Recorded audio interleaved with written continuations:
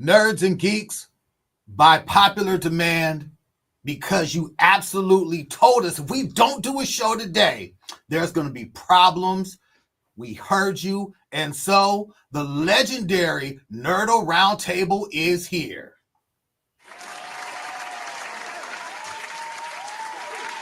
Of course, we are discussing Superman and Ironheart. And let's just say like this. We have some who hated it. We have some who really, really liked it. And some who are like, this film is major mid, which surprisingly, across the entire nerdosphere, that seems to be the consensus. It's either you love it or you hate it. There's only a small pocket in between, but even that in between pocket, it exists. So in the interest of time, so we are not here for 11 hours, we are going to do this. We are going to start with the nays, those who just say this film gets the middle finger. Then we are going to go to the mids, those who are like, the film was all right, but damn, it had hella problems. And then we're going to end it with the yays, those of us who absolutely loved it. All right? Let us start first with my brother from another mother, Mo Kelly, who in our text chat said this movie is, and I quote, absolute ass. All right, absolute ass. And I saw that. I damn near dropped my phone because I had no idea what he thought about it. I had no idea. We hadn't talked about it. And it's a true story. It's just wow. I was floored by this. So Mo, Kulo. Let us know, why do you feel this film was literally the back end of a donkey for you? Robert's Rules of Order, Parliamentary Procedure. I like to yield my time to the gentleman, Kappa Alpha Psi Fraternity Incorporated, who will speak on my behalf as to why this movie was ass. So let me just say this before I turn it over to Tom. I realized that this movie was not made for me. Tonality wise, it might have been comic accurate through and through, but in the way that I like the first Godzilla of 2014, because it was serious all the way through, because you had kaiju fucking up cities, and it was serious with Bryan Cranston, and each successive sequel got sillier and sillier and sillier. We're at a time now where the world is ending and everyone's cracking jokes and saving squirrels, and it's just not for me. Tom, take it away. Okay, so let me just preface this by saying that hatred is a very strong word for me. I would say that I agree with Mo big time on the tonality issues. I think that that's a byproduct of James Gunn and his obsession with man-child lead characters. Star-Lord, man-child. Peacemaker, man-child. Frankenstein in Creature Commandos, man-child. He loves man-children with misfits. And in this movie, our man-child is Guy Gardner, and Hawk Girl, who is, an F-tier character, and Mr. Terrific, who in the comics, I would say is probably Q-tier, although one of the strongest parts of this movie. I have nothing bad to say about Mr. Terrific. Mr. Terrific could kick Batman's ass. He handled biz. He was smart as shit. He had the technology. He knew what he was doing. And as far as consistency is concerned, he was very consistent in who his character was. It's a great redemption arc from how they treated him as Darwin in First Class. So on the Arrowverse. That said, as much as I liked Clark and Lois together, I don't think that Corin Sweat had a real sense of the character he was playing. He sometimes he was a Boy Scout, sometimes he was flipping tables in Lex Luthor's headquarters over a dog he hates. And I guess it was the Kryptonian dog, but then we find out at the end, spoiler alert, he already knows his cousin Kara is alive. So it's not even like he thinks he's the only one out there, which might have been a motivation to make it seem like, oh, that's my only friend. But it's a foster situation, and now we find out it's actually Kara's dog at the very end. And so all of the antics that the dog is doing, the dog was annoying as shit to me. A super dog who can fly, who drags an injured Superman across frozen tundra for 1.5 miles. Don't understand why the dog, supposedly the best dog in the universe, the super dog who's friendly and is a pal to Superman, drags his clearly broken ass at super speed over 3 miles of Antarctic tundra. So, okay. That said, I'm a person who believes in rules.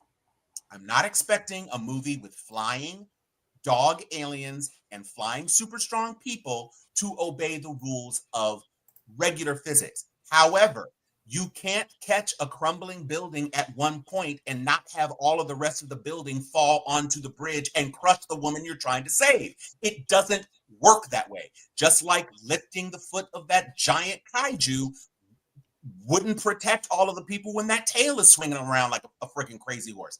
You can't just say, well, this is a light movie, a tonality, and yet have unseen hundreds of thousands of metropolis citizens clearly killed, clearly had to be murdered. This was 20 times 9/11 in a single city in 5 20 times the number of buildings destroyed. And You saved the squirrel, though. You saved the squirrel. We're supposed to believe that a 5-minute heads up alert, forced evacuation, the building started falling 45 seconds later. Millions of people died. They just did. It was almost worse than Man of Steel, when it wasn't until Batman versus Superman that we got to see what the real human toll was, because Batfleck is looking up and seeing his building get fucked up, that you realize, wow, this is a movie that has a flying dog and also hundreds of thousands, if not millions of people dying horribly because Lex has a hard-on for Superman. It just, you can't escape that. It's one thing to set the Suicide Squad in some island nation that nobody knows about, where all of the people are taken over by the starfish. Sure. Okay, fine. Containment. You can't destroy New York and try to keep it light. It doesn't work. It just doesn't work. And that's, I guess, my biggest problem with this, although there's lots of little nitpicky things, but that is a big, inescapable problem for me. And it remains to be seen if this divergent tonality is going to affect the rewatchability of it. There's some movies that you don't need to see again, and some movies that you want to see again. I saw Sinners 4 times because I was finding different things every time I went. And even though I knew exactly that Grace was going to sell them out and she was going to call them in, I sat there edge of my seat every single time because I wanted to be in that universe. I don't know that I need to see this again. And I don't want to be more pissed off by finding other shit that I didn't see to piss me off even more. So that's what I would say right now. I think James Gunn, and I've said this in previous podcasts, I didn't think James Gunn had the sensibility to attack this material in a way that would work and be true to the character. He can be a boy. I loved, by the way, since I don't want to make it seem that he fucked everything up, I love the home movies at the end. And I love the transition between the robot used to play Jor-El and Zara Laura, whatever her name was, and then transitioning it to the home movies in Smallville. I thought that was great. I thought that worked. And it was a good way to transition. On the other hand, where the fuck did his Kansas mama start sounding like a Mississippi? Really?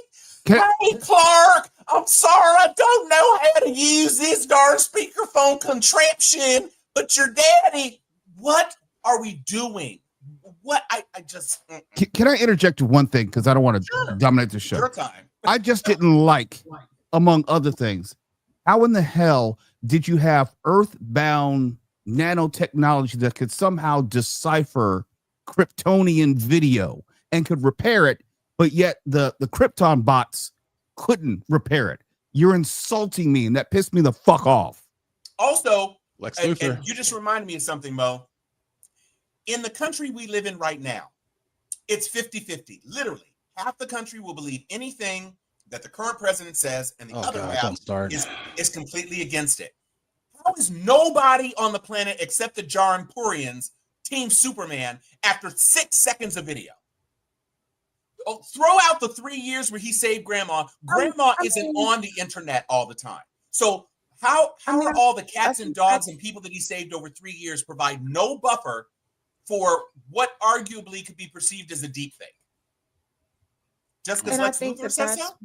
Well, I don't think everyone hated him, but a lot of people did. Yeah. We certainly didn't see anybody who stood up for him. All right, hold on. Except Mali before he got capped. That was the only person we saw standing up. Hold that thought, Dr. Liz. Hold that thought, because I want to make sure that we get let Tom get all of his Venom. I relinquished my time. Yeah, and Mo has relinquished his time to Tom. So we were starting with the hate, and you, Dr. Liz, also chimed in with I hate this film absolutely completely. So before we move into hold that thought real quick. And where were you at? Because I did not see in the chat where you were on this film. I was middle of the road. Okay, good. Because we're going to you second. Yeah. All right, Dr. Liz. Let's get all of your reasons why you hated this film for so many reasons. Well, I mean, I actually hate to be the person to defend the MAGA movement, but I can understand why MAGA would be upset with this film, because they definitely made it feel like all the brown people can see through everything that's silly, and all of the non-brown people can see, can believe any little thing. And I can see where I can understand why they feel the way that they feel. But I actually disliked it for different reasons than Tom, from what I heard. He probably may have disliked it for some other, since I wasn't on. The first thing that bothered me is I read Prince Harry's book, and he went to Antarctica. And in a few seconds that he was on the continent of Antarctica, since I'm the only female, I have no problem saying this, but he spent a few minutes and his balls froze, and he was fully covered. His head was fully covered, and he spent just a few more hours, and for 6 months he couldn't pee. Mm-hmm. So the concept that they can walk around Antarctica without a hood on, I turned and it was going to be a problem, because there's no way, if a man can walk around with all these layers on his nether regions and can't pee for a good 6 months, could not have sex, couldn't get hard, and when he did get hard, he okay, it broke. We know it doesn't work. Yes. Jesus, it was graphically frozen. Yes, thank you, Liz. Thank you. I could not get with no hat, no face mask, no nothing in Antarctica. That does not work for me at all. Okay. And so then we proceed further into it. And I said, I appreciate the lightness of this, especially after Snyder. So you make this very light, you make this very colorful, so people feel back to Superman. And I hate Superman in the whole. He's one of my least favorite comic book characters. And I was like, okay, this is going to be Sillyville for me. And so I've been transformed because I was team anti new Superman person. So I was like, I actually don't mind this guy as Superman. So that also is a turn of events that I was like, okay. And I actually like the new Supergirl who was there at the last end for a few seconds. And I was like, okay, that's better than the other Supergirl that they had in mind. Sure was. But as a whole, I just felt like and I don't have a problem with the tone. It's just a lot of this doesn't make sense. Now, Mr. Terrific, I enjoyed. He had the best scenes. The dog was pretty much as silly as the dog was. I enjoyed him coming to the defense and throwing Luke around. I thought that was hilarious. Yeah. Other than that, I was like, this movie is too silly, and you can't put things together to where any of this makes much sense at all. But okay, I'm down with it. It's ridiculous, but this is the quintessential definition for me of why people don't like comic book movies. And I think it's really interesting to me because people don't take comic book movies seriously. And if I put this in front of you, people will say, this is the reason why I don't take it seriously. It's too ridiculous for me to nothing adds up. It's too silly. And I do understand Mo's point when y'all were fighting in the group chat. If we are going to roll hard on Thor 3 for being super silly, then I don't see how we can be 4. I don't see how we can be so embracing a movie that is equally as silly. No, I don't think it's equally as silly. Not equally as silly. Well, it's silly to me. Just short of not doing the silly. splits. The whole thing was silly. Yeah, well. And the stuffed animals. It was Okay. All right. No, I dig it. All right. Anthony. Anthony is our mid in this whole conversation. So, Anthony, what brings you out in a midpoint on this whole film? I mean, okay. So we don't get as dark as Snyderverse, but at least that had a tone set. It wasn't back and forth between silly and serious. At least you had that dark tone. I was the second Ultraman and then landed at Antarctica, and that fool did his thing. Instantly knew it was Bizarro. Ain't calling him Ultraman. That was Bizarro all the way. He's eventually going to be Bizarro. Yeah. Yes. Ain't falling for that shit. As soon as he took off, knew it instantly who he was. Wasn't falling for it. The fact that they couldn't get an actual dog to play Crypto, they had to use CGI the entire time. I feel that was just lazy. You could have used an actual dog for any scene and CGI when you need him flying around. And then, just one. James Gunn's dog, though. They just use CGI over the dog. Yeah, I was about to say just the only slight corrections that they did actually use a dog. I mean, just I know it's minor, but they did actually use a dog, and they did have him run around. His dog. CGI for the flying. Yeah. But I'm sorry. Go on. Get it. I mean, the cast. I'm gonna say Cornsworth was one of the weakest links of it. Nicholas Hoult, he carried a lot as Lex. Mr. Terrific was terrific. Eddie got his redemption from First Class, but some of the writing was just it had its moments. Hawk Girl couldn't stand the fucking screeching each time she came in, and then also I wasn't buying the invasion where you have a fucking standing army with actual guns, tanks, and armored vehicles versus somebody with a baseball bat. Was not buying that shit at all. Like, you're gonna sit here and tell me these people are gonna try and stand up against that? No, they would have been conquered fucking centuries ago and never would have lasted a month. I think Superman kept on jumping in, but okay. Well, before that, one time. No, beyond that, gotcha. But I did like Lois. This was a better Lois than Isaiah Fisher. Yes. So I mean, it had more pros than cons, but those are just me nitpicking at what it was. It wasn't. Is it awful? No, it's not awful. Is it okay? Yeah. Is it rewatchable? And probably not. Background noise if you're lucky. But I mean, hopefully better things to come. Obviously, Filoni was pretty good as Guy Gardner. So good. The comic relief wasn't too bad. Okay. All right, McBain, I know you have been chomping at the bit. So before I give my thoughts on Superman, please take it away. Wow, we're being a lot nicer. I thought we were going to be like throwing hands and shit. Well, no, we threw enough hands. We threw enough hands in the chat, and I want to make sure that everyone was able to get their points across without us talking over each other. Because I know sometimes I hear people they respond to me. They say, "Hey, man, I can't understand what any of y'all are saying because you're constantly yelling over each other." So I want to make sure we all got our solid points out. Okay.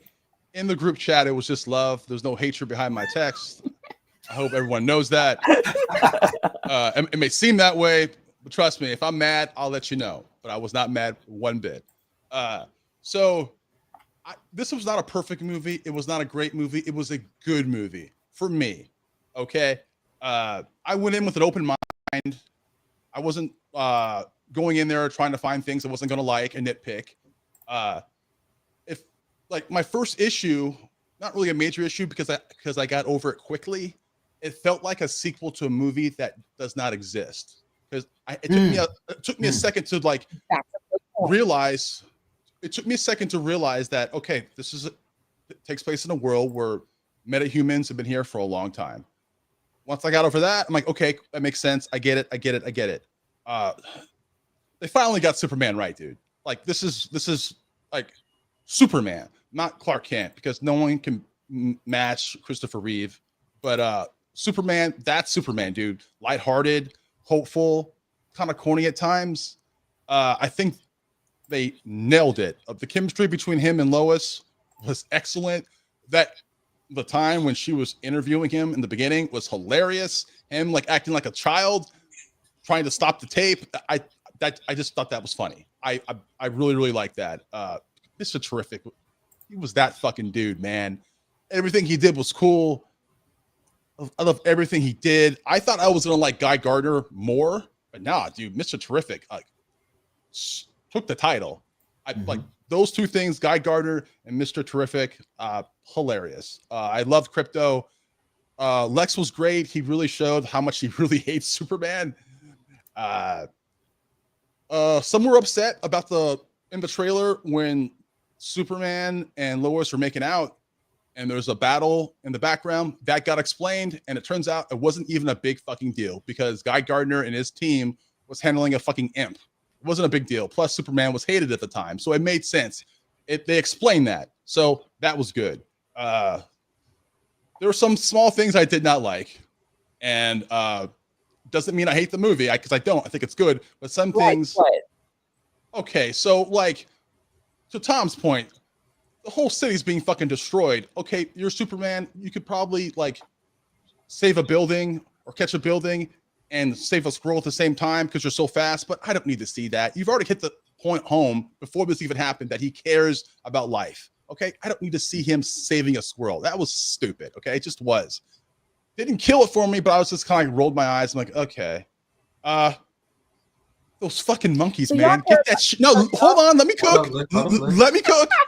Let me fucking cook. I need to cook. I'm still cooking. Those fucking monkeys, man. Get that shit out of here. Okay? Stop it, dude. You can fucking do that. Okay, we get it. Okay, so when Lex is showing Superman his plan, what's going on, all the hate he's getting on the internet mostly is by these fucking monkeys that are being controlled by whatever, and they're typing out on a keyboard. I'm like, dude, stop. This is too silly. Like, but James Gunn does this to prove his point. He hammers home stuff that don't need to be hammered in anymore. Like with the squirrel, we get it. Superman already cares about life. We already know that lots of people hate Superman. I don't need to know, like, see squirrels typing on the fucking keyboard going, yeah, super shit, blah, blah, blah, blah, blah. Dude, stop, man. Don't do that. That was ridiculous. But once again, that didn't ruin the movie for me. But dude, overall, I just thought it was good. I'm curious to see where they're gonna go. I want to see more of this universe. I want to see more of Guy Gardner. I want to see more of Mr. Terrific. I'm gonna go see Supergirl. Like I said, it wasn't a perfect movie, but the things that people don't like, it didn't bother me that much. Like for example, when they're evacuating the town or the city, whatever, I thought they had more time. I could be wrong, but I just assumed that they had more time to evacuate. But like I said, I give it an 8 out of 10. I was entertained. I walked out of there happy saying, okay, I'm looking forward to this universe and where they're going. Fair. All right. Tom has a comment. All right, Tom. We're claiming my time for Tom. Yeah. So yeah, because technically I used Mo's time. I didn't have any time of my own. I will just say this. A big part of my challenge with the tonality and the logic of this movie was the pocket universe. We saw tens of thousands of monkeys when you could have had an AI bot do the same thing. But monkeys, you man. also had thousands and thousands of human prisoners. Mm. How long were they including there? the girlfriend, the ex-girlfriend. Including the girlfriend, and the girlfriend was like a ballerina or something. So this ballerina just gets black boxed and there's no social media outcry. Where's Anna Kournikova? You had no toilets. You had no bed. I don't need to see no that. Food. They were just, and by the way, if you don't need to eat or shit in this pocket dimension, you should sell condos in that bitch, because there's plenty of supermodels who love to live in a place where they don't have to sleep or eat or shit. Plenty of people would love to be immortal in a pocket dimension if that's what it meant. If they could have a house in a pocket dimension. Okay. Also, one other thing. The whole reason Metamorpho was willing to do what he did to Superman was because of his son. Superman frees the sun and immediately dumps that bitch into a river of antiprotons. Now, Superman surviving antiprotons, I completely understand. Your Kryptonian, blah, blah, blah. That baby was 2 inches away from antiprotons for 4 minutes. And there appears to be no problem with a human who isn't guarded in a super suit being able to survive that. Lastly, again, consistency and rules. Metamorpho says, I can't hold my baby when I'm transforming. But when we get to the black hole horizon, he uses his tendrils to grab Superman so he can protect Superman from going into the black hole. If you can hold Superman, why couldn't you hold your baby and get your baby the fuck out of there? I think he meant flying with the baby, but okay. He was flying with Superman. His bottom was a propulsion jet, and he used his tendrils to grab Superman and tried to pull him back. And Superman blowing into a black hole provides sufficient thrust for him to get out of a black hole. Sure. Well, that just defies every piece of physics I ever learned. Okay. But whatever. Well, to be fair, now, Tom. Okay, hold on. We don't know how long they were in that pocket dimension. Okay. I actually timed it from the time he got the baby to the time they got out. It was 4 minutes and 32 seconds. Plenty of time for that baby to get radiation poisoning. I don't give a fuck. Well, it didn't look like a normal baby, but okay. No, but it was a baby he was concerned about that he couldn't save on his own. Metamorpho could have turned into anything and broken out of his cage. Okay, my only you raise a good point. I would only say maybe he wasn't sure of himself. I don't know. It's a good point, Tom. I'm not going to defend it, but like he blew acid on 4 motherfuckers and burnt them to shit. Yeah, because he was defending his. Redirect. Hey, before we devolve into I'm done. madness. No, all right. Like I said, we don't know how long they were in that dimension. That's all I'm saying. Here we go. Okay, now, from all of that, and I'm not going to go back and forth with addressing points.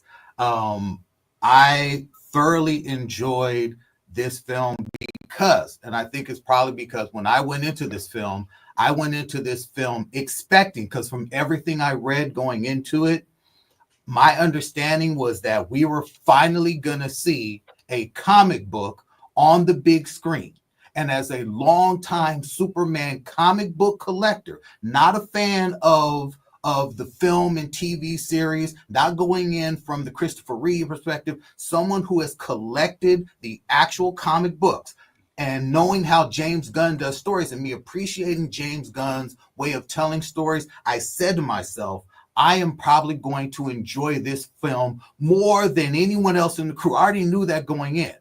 And to no surprise, I absolutely did. I expect a movie from a comic book where on the regular, buildings are toppling, Metropolis is destroyed every other month in the comic book, and the very next issue is back up and running. I expect that level of ridiculousness in a Superman film. I expect them to be able to give an announcement to clear the city, and the city be cleared by the time stuff is falling down. Why? Because this is a Superman film where there is no mass murder. There are only people being maimed. This is a Superman film where Superman knows the limits of his strength and his power and is able to do things that we obviously would not be able to see. I don't look for a single thing to be realistic or to actually be believable in a film with Superman and Green Lantern and Mr. Terrific and all of that. You have to throw all that out the door. If you walk into this film with all of your science textbooks and all of your adultisms, you know what you're going to do? You're going to find yourself horribly disappointed. Kind of like the film about the train. You know the film with the train, Liz, and the kids. Tom Hanks did it. Polar Express. Polar Express. Where in Polar Express, the point of that film was a film that talked about losing that childlike innocence. And once you can't hear that bell anymore, you've crossed into adulthood, and it's hard for you to believe in something like Santa.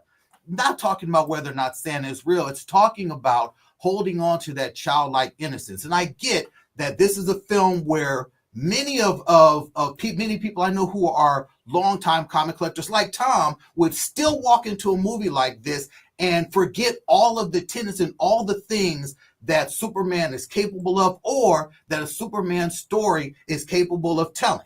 Because this was, for all intents and purposes, a Superman story. Yep. There is a quote, and I'm going to yield my time to Brandon Easton, writer of Superman Red and Blue, one of the best Superman stories ever told, ever. And when I saw his review on Superman, I said to myself, this is it. And Brandon Easton writes, because I shared this shit and I said, I don't even really have a point on this film. I'm just going to share Brandon's point on this film because I said to myself, yeah, this is actually it.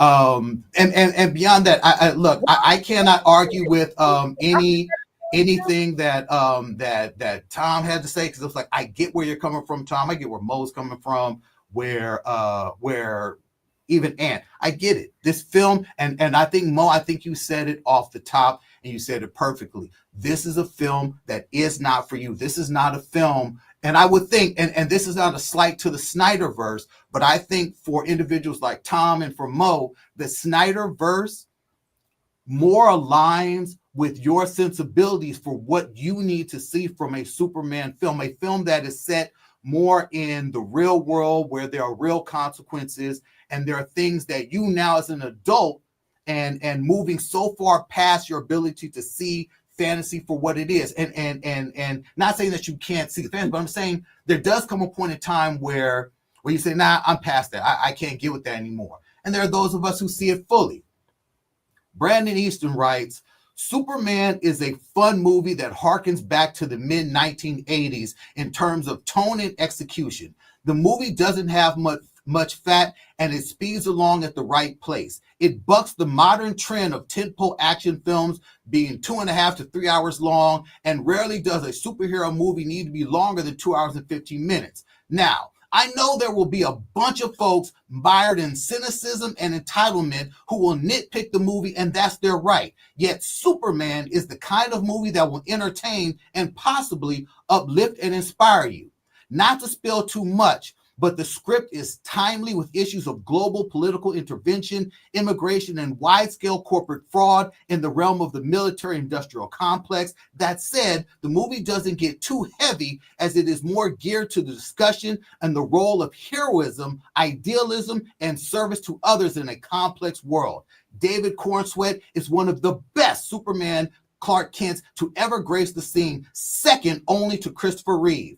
Cornsweet was magnificent and played the character with the right level of awareness, aw-shucks corniness, and leading man charm and kick-ass superhero grit.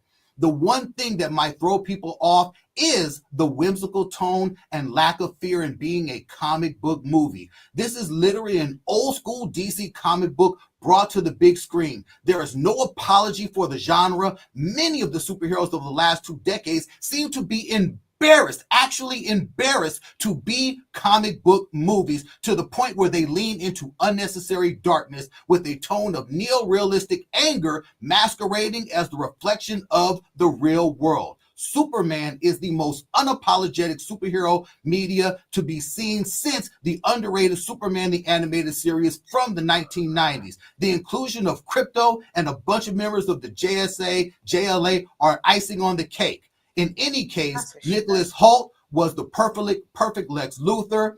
Rachel Brosnan was the best Lois Lane since Margot Kidder. There are a few unexpected cameos. Ultimately, Superman combines elements of the best versions of the character, going all the way back to classic cartoons and the wackiness of the Silver Age, the high-minded ideals of the 1979s, and the Boy Scout that we all know from various comic book and TV series. If you go into this movie with an open heart and mind, I believe you will have a good time and walk out feeling like a kid.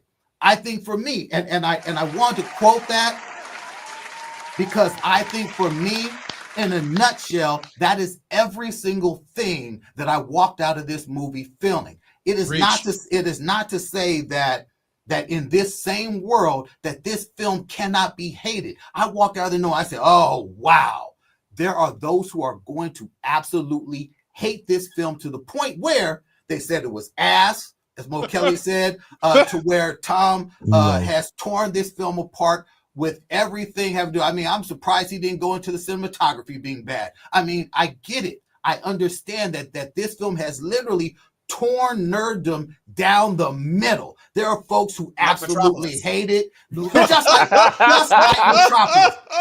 like Metropolis. All right, and I get it. So that's what I'm saying. I cannot say, hey, Tom, you're wrong. I say, Tom, you know what?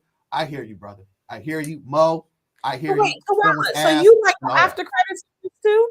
Oh, the after credits scenes too. I loved how perfectly this film set up not just Supergirl, but just how they gave us an after credit scene of just Superman just saying. The after credit scene didn't have to be something that was earth shattering or like, oh my God. It was just one more time with Superman just saying, oh geez, man, I messed up. When Mr. Terrific did his thing on trying to bring shit back together, you got Superman saying, I mean, it's kind of off. I love that scene. I love that scene. I thought that this film, for me, beginning to end, I enjoyed the shit out of it. And I said to myself, wow. Finally, someone has done a comic book movie and does not care what anyone thinks, does not have to sit there and try to appeal to those who are anti-comic book movie, those who cannot see the point of a comic book movie and what it's supposed to be about. Got it. It was said in the beginning, and I think that this is true. As Mo said, this is not a film for me. And I think right there, dead stop. That's what this is. This is a film that's not a film for individuals of Mo's mindset and going to these films, of Tom's sensibility of reality and keeping things in check, and of Dr. Liz is just whatever Dr. Liz said with why she hated it. All right. That's the second time you have put words in my mouth, and I'm going to spit those words back at you. First of all, I don't think that I was not a fan of the Snyderverse. There's not a single Snyderverse movie that I actually thought was worth the film it was shot on. I am a fan of Phase 1 MCU films. I think with a few wrinkles, because Thor 2 certainly, well, that's Phase 2, I guess, up through Avengers. I thought Iron Man nailed it. Was it realistic that a man can fly in an iron suit? Nope. But could an industrialist build some stuff? I knew the Iron Man story. I thought it was true to the Iron Man story. It had laughs. It had jokes, but it wasn't a joke.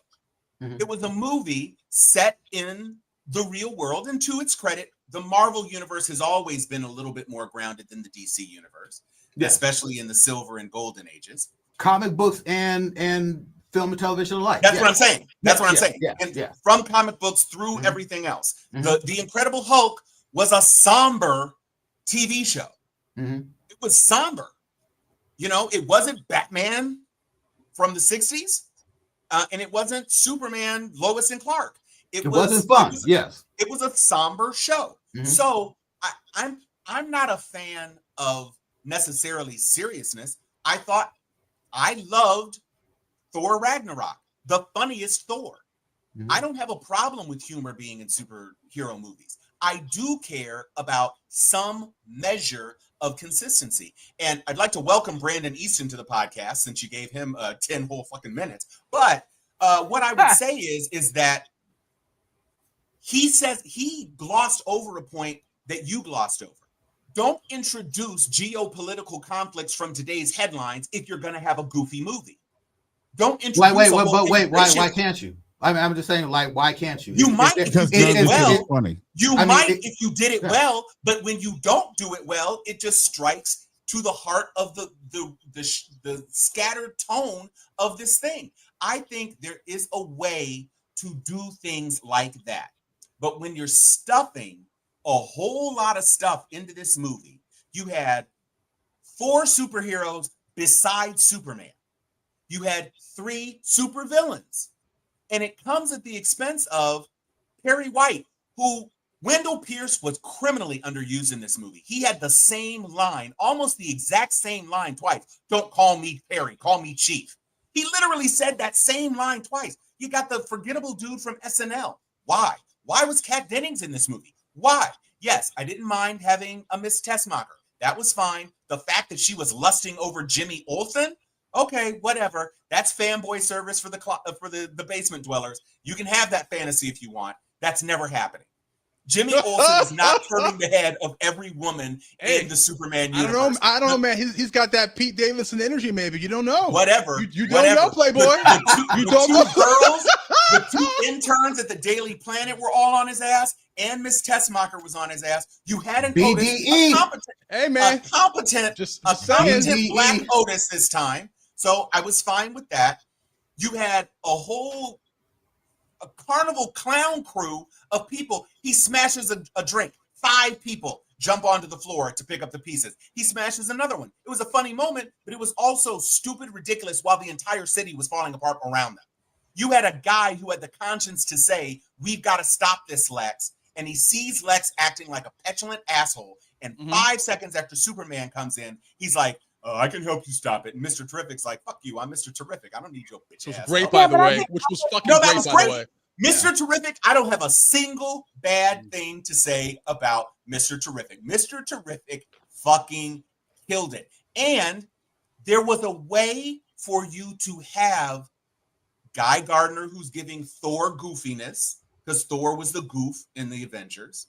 There was a way to do that without tipping into the absolute silliness. And here's just one more thing. This is kind of on the Liz freezing nuts Antarctica thing.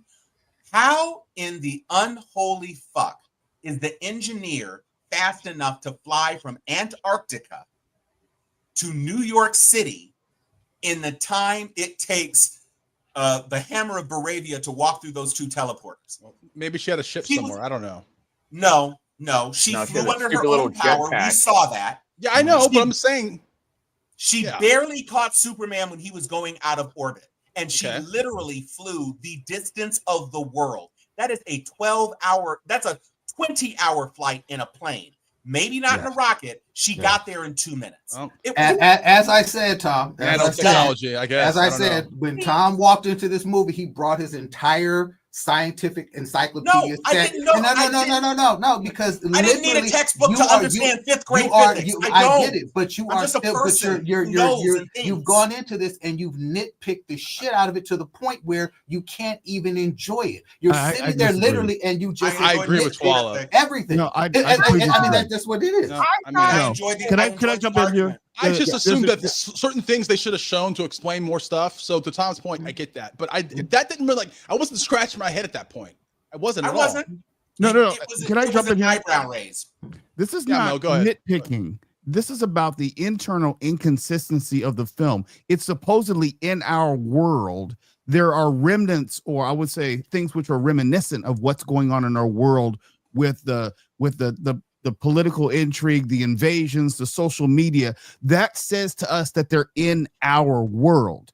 And if you're showing that he has a conventional No.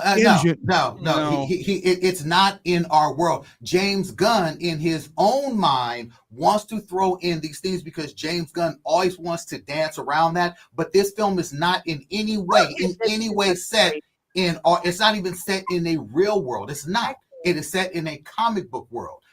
Two different things.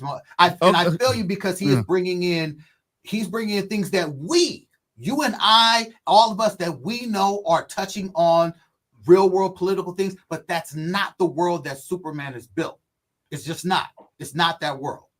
I just want to say one more thing that I really loved. I caved to Dr. Liz, it's your turn. Go ahead. Go ahead, Dr. Liz.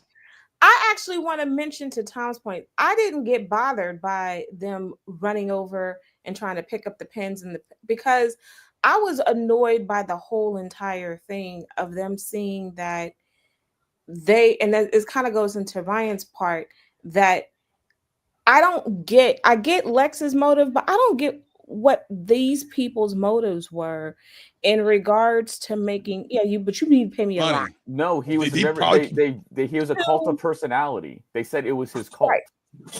Right. And they're like, oh, let's just, and the way that they are kind of working the computer, it felt like they were trying to be more like like gamers in the sense.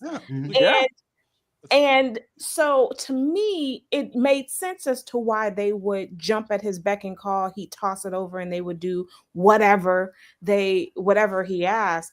But at the same token, the whole premise was annoying. But I understand why Tuwala, when you make the statement saying that this was like the silliness of a comic book movie, and you like that, then I can understand why you like this movie. I feel like, give me something in the middle.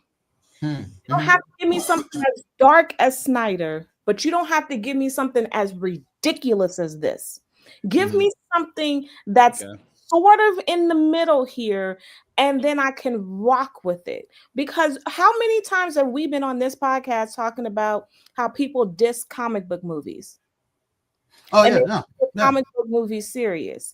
You give me this, there's no way I'm taking any of this serious. And there was some actually cinematic moments where I was like, oh, that camera work is actually pretty cool. But I wouldn't even think of this for anything. Hold on. To Liz's point, I'm going to defend something that Liz said. It did need to be a little bit more serious, and I love the fact that every time something was goofy going on and Mr. Terrific was there, he set the tone where he was like for example, when Lois is talking about Clark told me he loved me, yada yada yada, he like looks at her like, if you don't shut the fuck up, I don't fucking care. Like that look he gave her, like he was the serious guy. I wish we had more Mr. Terrific. I think people like Liz and like Mo would have been happier with the tone of the movie if we had more scenes with him in it.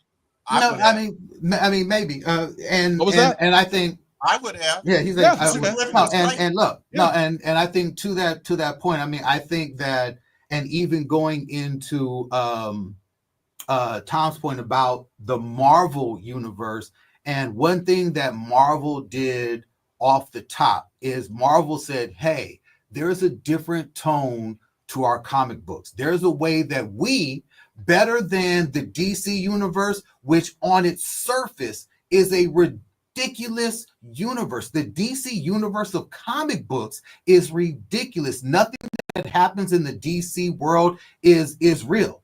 They don't have real cities. They don't have real anything. The characters are unreal, and that's just the DC universe. Marvel is set more based in a real world. Marvel has it's set in the real New York. It's set in Los Angeles. All these different places in the Marvel comic universe are real.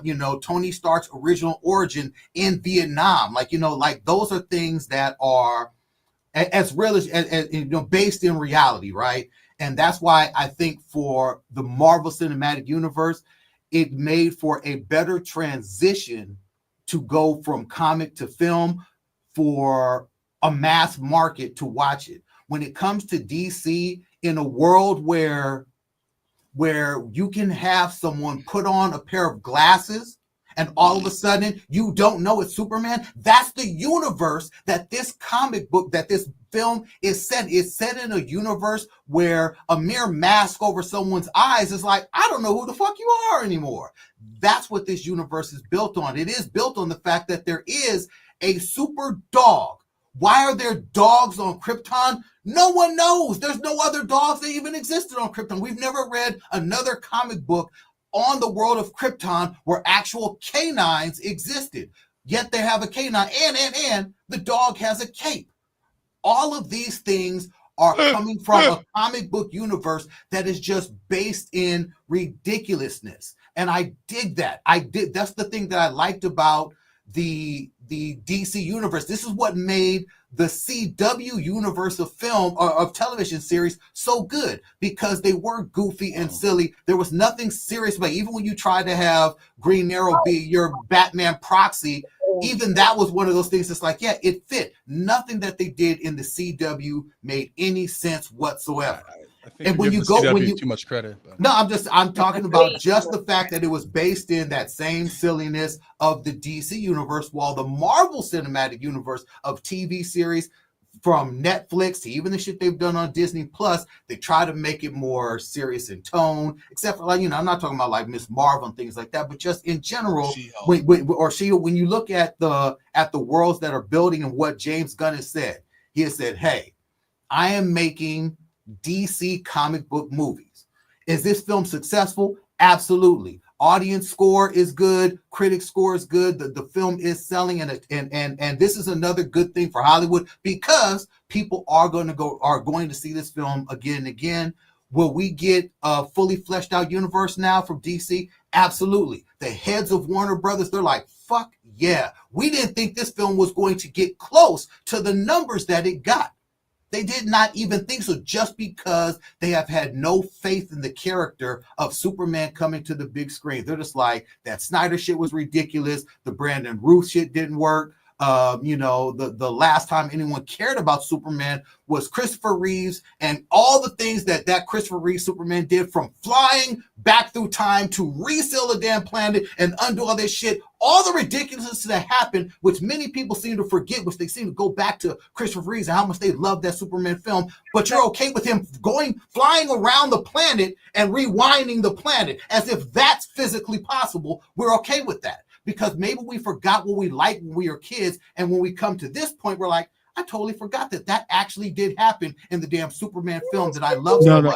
I hang my hat on. Well, you made a point there that's wrong. It's not that the fantastical can't happen, right, but it's just that when there were real world consequences, they were treated like real world ending consequences. When you want to make mention of the Christopher Reeve Superman, you know, there were funny moments, but nothing funny was going on.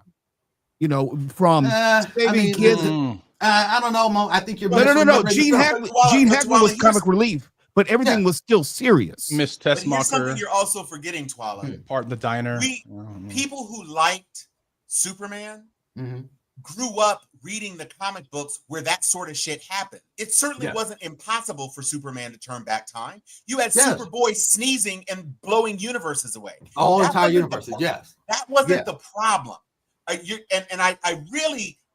really intensely dislike you like putting words in my mouth about this, because it's not. Wait, what word? What word I put in your mouth? You told me that I wanted some gritty bullshit, and that's no. I did not say you wanted something gritty. Let's step away from that. Let's get back to the core element. I think it's fine for movies to have the fantastic. He's flying around. I think it's interesting that he chose to put so many little pieces of world building. I didn't believe that was a 3-month relationship between Lois and Clark. They seemed like they were on some next level shit. And maybe that's because, like in most Lois has been pining for Superman, and he dropped the secret on her 3 months ago. And so maybe she had felt she had some built up relationship with him prior. But that was not a 3-month relationship to me. She was dead in his shit the first time we see them. They got freaky in the very first moment. I was like, let's see this. I've never seen Clark and Lois go at it like this. And then in the next minute, she was Lois. And I should just say, just lest anybody think I was just a Mr. Terrific fan, Rachel Brosnahan spent 6 or 7 seasons on Amazon Prime playing a precursor to Lois Lane. The independent, spunky, sparky woman ahead of her time, fully realized, fully self-aware, fully wanting what she wants and going after what she wants to get. She was spot on. She was an amazing choice, and she consistently delivered. She didn't waver. I understood who Lois was. The first time I saw her, I knew who Lois was. The last time I saw her. I wish I could say the same about Corin Sweat. There were at least 4 different Clark/Cals in this movie, and that didn't help. So, is this franchise ending? No. Do I prefer it over anything Snyder did? Yes, actually. Easily. Yeah. Because Snyder was full of shit. I liked it better than Patty Jenkins' Wonder Woman, which I was consistently not been a fan of. Go back and look at the tapes. I think this is better than the DCEU, but it feels more like Superman in the Peacemaker universe as opposed to Superman setting the stage for a rebooted DC universe. Because Batman is not going to be a light character like that. No, he's not. No. You're creating some tonal challenges. Yeah. Because let's be clear, Tuala, you can say that DC, it has always been more fantastical. 3 of the most successful DC movies were the Nolan Batman. And that was that's no, I understand. That's the most successful superhero films, period. That has nothing to do with Superman or Marvel or DC. That's Nolan just hitting on something we've never seen before. But to that point, audiences were ready and expressed their approval. Well, part 3 was ass, so I'm just saying. Which is why Snyder took it too far. Yes, part 2 was. Well, actually, part 3 was ass. That's what I said. 3 was ass. Yes, but it made money because Nolan had done this thing, which is why Snyder thought he had license to go full on dark, which was a mistake. And now I feel like Gunn is overcorrecting a bit. I think there's a place. I don't know. I mean, and Tom, we'll see. We'll see because we'll see not only for the second weekend, but when it comes to someone like Superman. And it comes to what Gunn wanted to establish for this film. He wanted to bring us into a world where metahumans exist, where none of this is new, and he's going to start in and give us a focus on Superman while also building out, showing you where everyone else is. He has said Batman Brave and the Bold is going to be a Batman film. So that is a film where you can look to have a darker, more serious tone. Why? Because it's Batman. We know that within his same world, because Peacemaker does exist in this same world, and Peacemaker is still going to have all the cursing, all the foulness, all of that. Peacemaker season 2, we've already seen it. The shit is going to be very, very gruesome. That's going to exist in this same world, but Superman has to stand above the rest when it comes to tone. That has been established with this film. Well, this is Superman. Peacemaker will be in it. Peacemaker was talking shit about Superman, as you saw in the clip in this film, and you saw even what's name's character is very serious. It's going to be very grim. Maxwell Lord. Maxwell Lord. I mean, he's already giving me an asshole, and you see what he's done with funding the Justice Gang and how he's going to be building out the team even more in the series Peacemaker, which this perfectly ties into Peacemaker. 12. That pissed me off. And since you mentioned it, I want to respond to it. I didn't like Green Lantern, being pimped out by Maxwell Lord. I'm sorry. That just that really. I'm sure that's going to movie. I mean that's fine. If that's the thing that I'll watch that. I don't want to see more Green Lantern. This guy as Green Lantern, you can. Okay, then that's you then, because I want to see him and Booster Gold going back to back. That's gonna be fucking hilarious. Give me that shit. On brand. He was definitely on brand. That's Guy Gardner. Accurate as Guy Gardner is a sellout. He is except for the Lord Tech bullshit. I mean, Guy Gardner is a sellout, and he has been an asshole for his entire existence in comics. Him being tied to Maxwell Lord. Aaron Pierre is going to be the serious Green Lantern. Yeah. Yeah. And Fair Aaron enough. Pierre and what's his name is Hal Jordan. When you get into the procedural series of Green Lantern, which is going to give you a more serious look at the Green Lanterns and their role in the universe.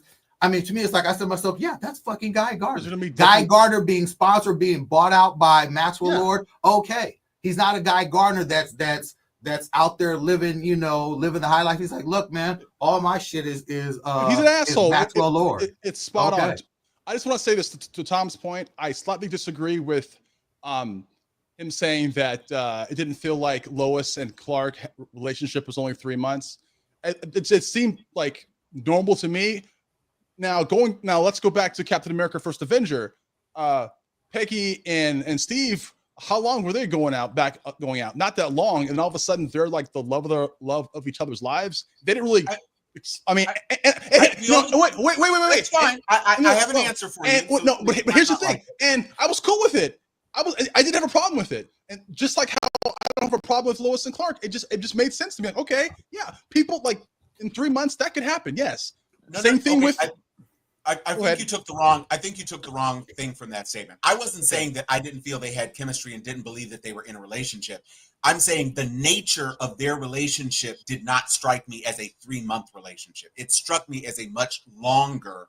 We've been doing this for a while. It's not a normal relationship, though. That's the thing. No, I get it. I do understand that. And that wasn't even a big deal. Yeah, I know. I'm just saying. Because it set up a good scene of conflict. We've always seen Lois making goo-goo eyes at Clark in the first Superman interview. Margot Kidder nailed it. Ilya Fisher, whatever. It's always that same thing. I didn't mind seeing a different take. I'm just saying, when you decide you're going to tell me it's 3 months, it sets an expectation in my mind about them being new and fresh. And it's still the honeymoon part. And he's still flying her around to Paris to give her flowers. It didn't seem to me like that seemed like a fully realized relationship. And I just don't know why you had to make it 3 months. Okay, and everybody apparently knows, by the way, everybody knows that Superman is fucking Lois. Everybody. Not everybody, because at the end of the movie, everybody in the Daily Planet. Well, now they know. Now they know. At the end of the movie, they actually show it. Like, Pierce was like, how long? Basically, like, how long have they been fucking? Basically. Right. But Jimmy knew the whole time. No, Jimmy knew, but I think in the end is when Perry said, how long has this been going on? That's him asking right then and there, like, wait a minute, how long has this been happening? He didn't know ahead of time. Look, I bet you Pat Dennings knew. Look, Lois and Clark, their relationship, it's just going to be like super sped because there's going to be a lot more conflict when you're dating fucking Superman. There's going to be a lot more things going on. So the 3 months thing makes sense. It just does. I loved the interview. It's just great. Some of the choices he made about establishing things I found to be confounding. And I also didn't understand why Superman didn't use his fucking heat vision more. Yeah, okay. He used it offensively against the engineer. That's it. He even let the Raptors when he at the end. No, at the end, yeah. But I'm saying that was at the very, very end. Basically the story was over by that point. And I have a question for Koala. Didn't use it against the guy who was completely kicking his ass. Maybe it was too weak. I don't know. Well, I mean, he certainly used the fuck back up. I have a question. Go ahead, Mo. Right, we were told that Clark Kent was getting all these interviews with Superman, right? Yep, that was hilarious. Right. And not once did we get a motherfucking picture of them. I just work as a journalist, so I kind of know when you interview someone, there is some sort of photo of the two of them motherfuckers together. I mean, and he's fast enough to have taken a selfie with both of them in it. And he could have. I don't know about all that. And this is print media, and maybe he just didn't post it, Mo. I mean, how about that? Except that Miss Tessbacher's whole plot point is that she was a social media person taking selfies all the time. Look, and Clark isn't. And they published the article to the web. They published the definitive length article to the web. They posted that one to the web. Clark Kent said, "I'm just getting interviews." If you notice, they were still a newspaper. He did him not taking photos. No, they're a print outlet. They weren't a newspaper. No, print outlet. Yeah, and which again. It also had a website. Which is why I say this is not a movie that's set in today's world, because a print outlet is absolutely ridiculous. So an outlet that was primarily print too. They were. They The seemed New like the York Times website still was exists. developing. I don't have a problem with that. And they modeled the building after the New York Times building. Yeah. That's not the problem. The problem is, to Mo's point, it's just not believable. In 1980, Look, hey, I got there you. were Hey, no websites, there was no and- social media, and the and fact Clark that Clark Kent- Kent never got an article because, in fact, he let Yeah. Lois interview him the first time. Yes. Yes. And they Clark was writing they articles, he flipped didn't it. interview him. Yes, I got it. That's what they did before. In this film, they decided not to do that. This film, they decided to make it where Clark Kent come did all on. the interviews. Bro, Oh, come on, wait. You Like, can't I have got it both I got a ways. problem with that. Look, but No, you've but what- established you have social media, so there is a visual component to He all of does not social do media. the social media. Does Clark Kent do No, the social he media? says, Superman says that he doesn't do social Do media. social media. No. Professional, Superman says he journalist. does not do social media. Does No. Clark Kent do social media? At any point did you He hear should. Clark Kent? No. he doesn't, though. No. He's a At reporter. any Well, point, He's a at reporter. any He would have a point- social no, media. He at would have a any- social media presence. At any point did he say anything about him doing social media? And if he doesn't do social media as Superman, why would he then do social media as Clark Kent? Because he's a fucking reporter, and all reporters do. No. Okay. Lois wasn't posting anything on social media. She was I would not. just like to say, She was not. When they were sitting in the damn T-Sphere, they were not posting that article to social media. Jimmy decided to post it to social media. Why? Because that's what Jimmy does. That's no, what We're not Jerry talking about did. personal. to. Yeah, No, we're not no, talking no, about no. personal social media. No, But he was. Hold on. Yeah. I would just like to say, So to Walla, silly. Yeah.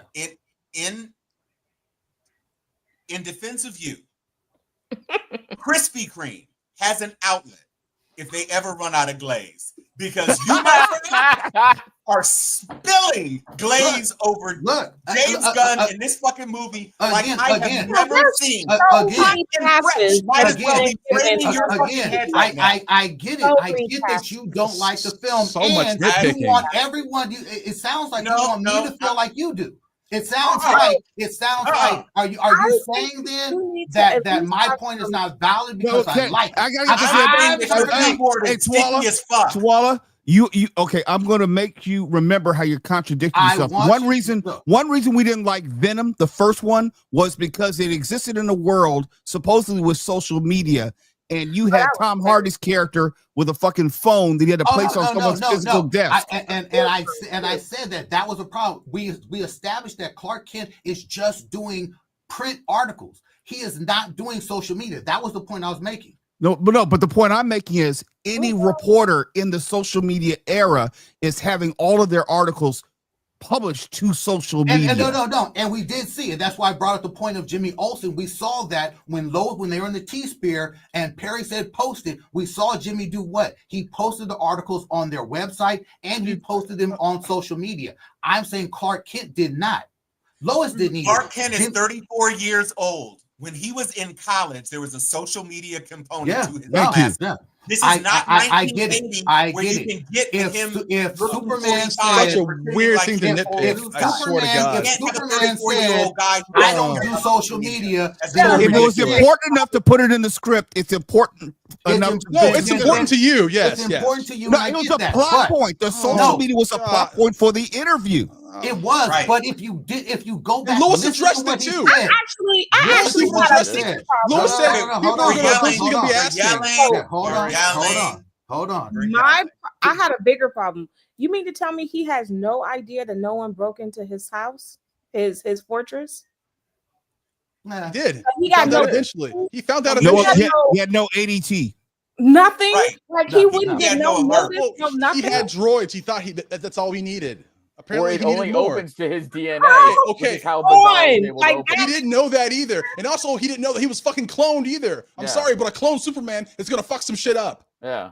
He didn't know I mean, that. like I think all Just that stop with the nitpicking. was Stop. That was bothered me answered. more All than that was. anything. I get that it Because you bothers have me, a but dog that you are babysitting. no, you have a Yeah, dog. a He's dog babysitting. and He has a dog that he's babysitting. The robots are supposed to be protected in place. The only one that could get through that door should have been a Superman. Why would he be worried And you about don't get a security? ding. It's no, he does not. There's no You get super no ding. updates.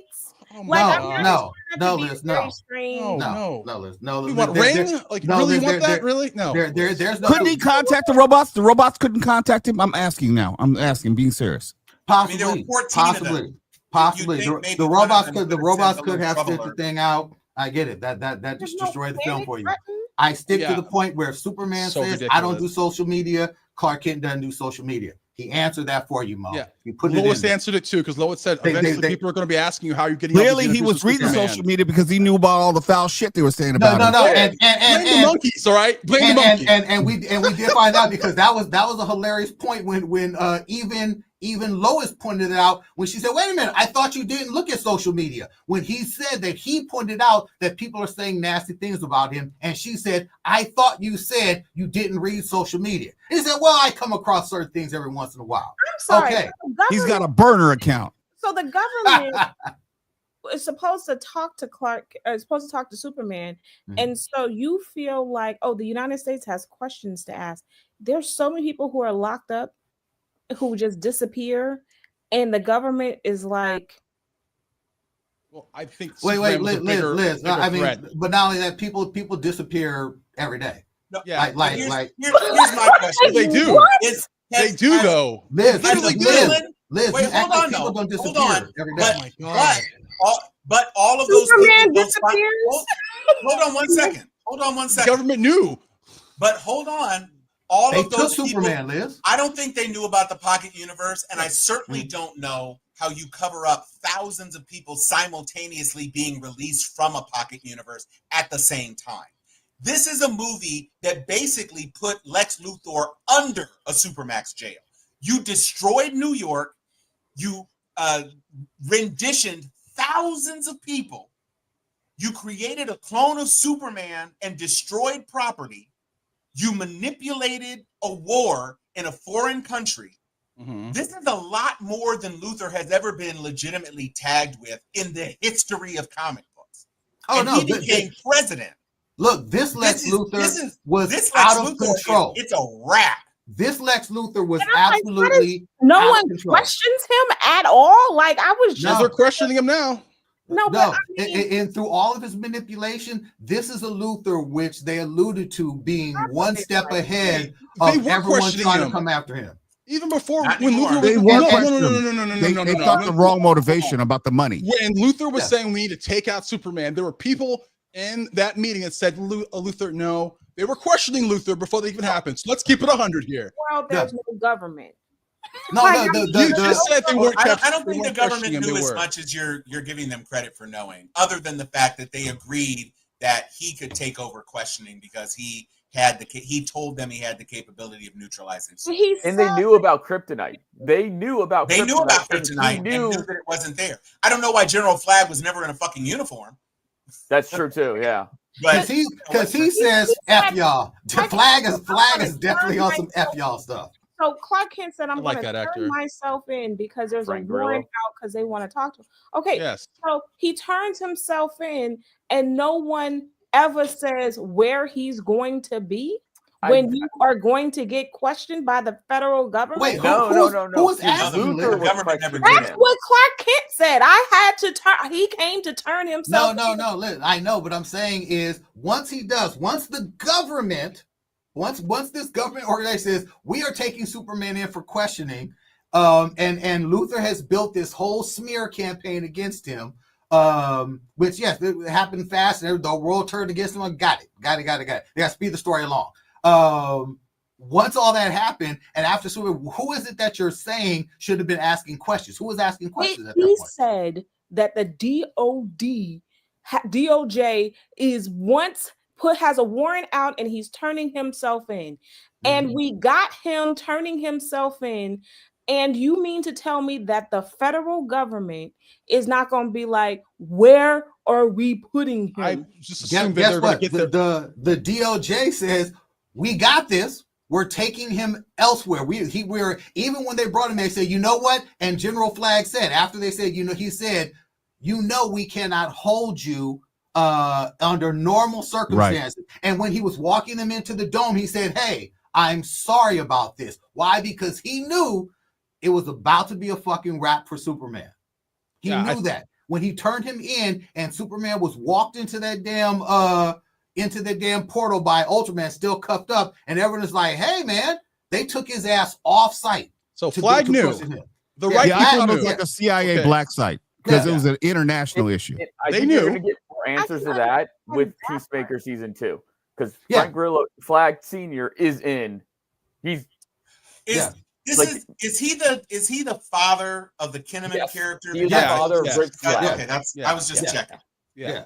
So this spills directly into Peacemaker season 2, which they've I already think we said, watched like, a look, different movie. I don't know. like this spills right into that. We already know that the next film that's already wrapped production and is coming directly after this is Supergirl. I love how they set up Supergirl by saying she loves flying off to planets with red suns so she can get drunk and fucked up, because that's the point of the Supergirl film, where she's on a war planet Say it, fighting Tom. white Get him, see it. So Tom. it's like, yeah. Okay. Get him, So Tom. let me okay. Okay. I would have been happy to deal with drunk Kara. You could say she had Venusian shrooms. But when you tell the audience that she can't get drunk under the influence of a yellow sun, so she goes to a red planet where she has no powers. Nope. She either came back in a spaceship, which means until she could activate her powers. I don't know how far you have to fly away from a red sun before you can get the ambient radiation of a yellow sun that's millions of light years away, but whatever, ambient cosmic radiation. So if it takes you days to fly out of the influence of a red sun until you can go somewhere on your own power, the alcohol's out of your system. And when you fly into the influence of a yellow sun, within seconds, the influence of the alcohol should burn out of you. Must be that good shit then. But she's still drunk. Yeah. Stumbling drunk. And stumbling drunk, both when we meet her and when she leaves. Yeah, because that's that good shit. That's I want some of that shit. But again, don't have Clark explain that dumb shit when you're just gonna violate it 2 seconds later. Yeah, but just say, wow, that Mandorian wine must really be whatever. I mean, it can't be that. It can't be. I get it, Tom. So you needed him to say. You needed him to specifically say what it was. Don't say anything. No, you're missing the point. I didn't need him to say it. If he hadn't said it, I wouldn't have even thought, oh, she probably had to be off planet because she couldn't get drunk under a yellow sun. Fucking Logan gets drunk. He doesn't stay drunk very long, but he can get drunk. So I would have just said, okay, she was on some wild shit. And now she's on the planet. But not because she had to go to a red sun. Any number of ways. You don't have to bring that shit into it, because that creates. That was not a problem. That's nowhere near as big a problem as you're making it out to be. That makes perfect sense. I mean, that is something knocked out of mold. It really doesn't. You're excusing it. But it doesn't it's not an excuse. It's like, it made perfect sense. I get that for some reason or other it bothered you. I hear you. But it's not that it was a come on, Wallace. You can't get drunk on a red sun makes sense when she's drunk under a red sun. I mean, a yellow sun. Yellow sun, right. That makes sense. It doesn't make sense. I guess it takes time. You let it go, and that's fine. Yeah. It wasn't something that disturbed the movie for me. The movie was over by that time. Okay. I mean, I'm just saying. Maybe he didn't explain it well enough. I don't know. Okay. It didn't even cross my mind. The fact that I'm saying that it's not much sun in the beginning. Now go get drunk, Tom. Because then you had to bring him in the very first scene. You brought him in to then have a bigger dose of sun wherever that particular high dose came from. That was not originally enough sun that he was able to get from outside. It was magnified. That's why, Liz. I'm just saying that, Liz, like, you're just nitpicking at this point. We get it. You don't like it. We get it. You don't like the movie. It's fine. But like, then he comes in and he gets more sun, which is, so they magnified the shit out of the sun, dude. Also, that wouldn't make any sense because that part of the planet is dark like 6 months out of the year. Well, I guess there wasn't that 6 months. What about those other 6 months when it is? Okay, well then he didn't get hurt that time. At that point, I'm just saying, man. I mean, like, if it's summer in the northern hemisphere, what is it in this now? Summer in the northern hemisphere. What is it in the southern hemisphere? Jesus. Winter. Oh, right, so. that's right. It's winter. And why you flipped the poles like that when you didn't need to? You could have just kept it in the Arctic, which is where Superman has always been. Closer, by the way, to Smallville. So, all right. But you switched it to the opposite pole. Got it. Tom, we got it. Tom. We got it. Yeah. Right. Thank you. We got it. Jesus Okay. Christ. All right. So, the takeaway is Liz did not like the film at all. Mo did not like the film at all. It's not rewatchable. Oh, yes, it is. Tom, No, it isn't. Tom had lots of issues. I said what I said. Tom had lots of issues. I hope Anthony thought it was scroll. weird. And me and Ryan like this. This is quite possibly, I'm gonna say on rec, this is the most divisive, divided review of and any friendly, by the way, and project that we have ever had. This is absolutely amazing. And I know a lot of folks they think like, oh nah, y'all just love it. No, we don't love everything, and it's not Ryan always going off on something. Look, these are very nerd opinions. Very nerd opinions. I didn't like it, and then at 1 minute and 16 minutes, I hated it. Yeah, I know 47 minutes in, and I said I'm done with this. I still like it. I'm going to see it again. Yes. Thank you. Yes, we got it. Liz hated it. Mo hated it. We got it. Fully understood. Yes, fully understood. It was titties. It was titties. It was BBL ass. Stupid. According to Prince Harry, it was Frozen. Okay, all right. Liz, back to the Frozen ball. All right, damn, Liz. This movie was the Drake in the Drake and K-Dot. We did an hour and 21 minutes on Superman. Are we getting the Iron Heart? Or we No, we got to go. I don't think so. We're not going to be able to do it justice. I will say, I hope to enjoy my purchase of this $80 goddamn Galactus. You gonna buy it? Look, I have to. I'm you bringing my supersized Galactus action figure when I see it. Okay, Tom, hear me out. Okay, are you going to get this on seat? Wait, Liz, hold on. Tom, I will Venmo you the money if you can get me one. Wait, you're not going? Well, I'm gonna go, but I'm gonna go to the place across the street from my work, and they don't sell it there. Yeah, they don't sell those everywhere. No, Cinemark has one. Well, no, the bucket thing. This is the one thing. Okay, Ryan. I think all the major chains have the head this time. Now, if you are you sure? Because I think you put this shit in the text. No, because there are some individual ones. The Galactus head, I know it's Cinemark and AMC for sure. I'm going to the Galleria. The Regal. That's what I'm talking about. That's what I'm talking about. That could have been an email. Okay, all right. I'm done. If they'll let me buy two, I have no problem getting it. Okay. I like the cup, the Superman cup. It was cute. And the Superman gear, the popcorn gear. Did it have a frozen penis in it? It should have. It could have been frozen. All right. Good night, y'all. on that note, Anthony, take us out, good sir. Oh my God. Good news, everybody. Dr. Liz. Stay warm, everyone. Big Bang. I love y'all, but you're all some super shits. Mo Kelly. Miss Tessmacher. Time is talking.